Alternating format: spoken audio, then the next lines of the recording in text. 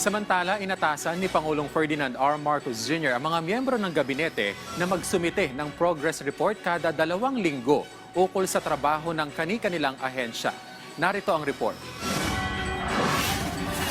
Huwag ninyong subukang magbigay ng maling report. Yan ang ibinabang babala ni Pangulong Ferdinand R. Marcos Jr. sa mga ahensya ng gobyerno. Matapos niyang atasan ng mga ito na magsumite ng progress report kada 2 linggo. Ayon sa palasyo, paraan ito ng presidente para matiyak na nagagawa ng tama ng mga ahensya ang mandatong ibinigay sa kanila at upang matiyak ang transparency at pananagutan sa pagpapatupad ng mga prioridad na programa.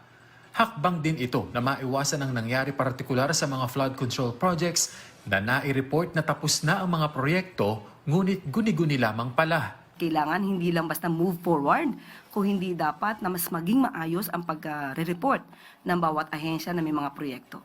Yan ang gusto po ng Pangulo. Ang sinabi niya, kapag nagkaroon ng report, ayaw niya po na dahil lang sa magkakaroon ng monitoring every 2 weeks, ay maliin ang report o papugiin ang report. So ayaw po ng Pangulo na maling report. Tutukuyin pa raw sa ngayon kung sino ang maaatasang sumuri para sa mga ipapasang report at tiyak na mananagot kung dadayain ang isusumite. Una, depende mo yan. Ito ba ay in good faith? Ito ba ay negligence? Ito ba ay sinadya? So definitely pag sinadya ito, may kaakibat na parusa ito. Maaari sila matanggal sa kanilang pwesto. Kung negligent naman, ganun din po ang mangyayari. Dahil bilang isang public servant, walang puwang na tayo ay maging negligent. Hanggat maaari, pagbutihin ang trabaho para sa bayan. Sinagot din ng Malacanang ang puna ng ilang senador kung bakit karamihan sa mga miyembro ng gabinete ng Pangulo ay nasa acting capacity pa rin at sinabi na magsusumite na ng mga pangalan sa Commission on Appointments. Tinitingnan na rin ngayon ng Pangulo ang mga dokumento ni DENR Acting Secretary Rafael Lotilla.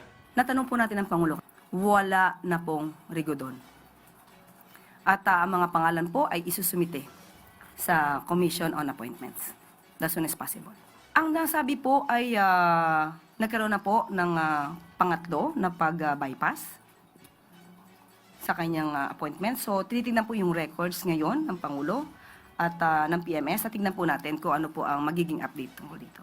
Kenneth Pasyente para sa Pambansang TV sa Bagong Pilipinas.